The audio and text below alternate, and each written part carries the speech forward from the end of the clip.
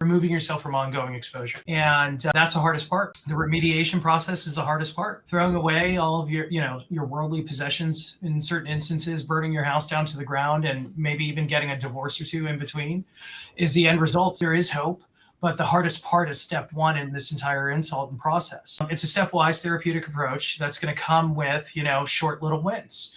But I can tell you now, within that protocol that I've been trained in and conditioned in, there are these little kind of checkpoints. And once we get past those checkpoints, there's incremental improvements in symptomatic, mitigation. So I think, as long as you're humming along and you're doing that, you could do the refinement later on, but just making sure that there's no ongoing exposure. And step one is going to be the most important step in this entire process. And, the research and evidence is growing.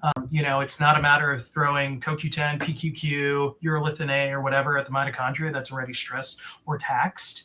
That's actually, I think, very negligent to do. It's not a matter of throwing hormones or BPC or whatever the hell it is, drug of the month, at somebody. It's having a very systematic therapeutic application that is driven by data to make the clinical decision behind what's going on. Something I really liked about what you just said, though, was like the small incremental wins. With a lot of my background training, very heavy emphasis on like behavioral psychology and how you effectively coach people through the behavior modification, right? Because if the clinical outcomes are dictated largely by, of course, the environment, but both the literal environment, but also kind of the psychological, energetic environment, if you will, but the day-to-day lifestyle choices and behaviors. So I'd be curious to get your take on, I think the trick to your point is building up those micro wins, right? There's a time to kind of go for the low hanging fruit. Other times, like, hey, let's try to tackle this big kahuna that's, maybe the divorce that you've been neglecting for too long. That's a major,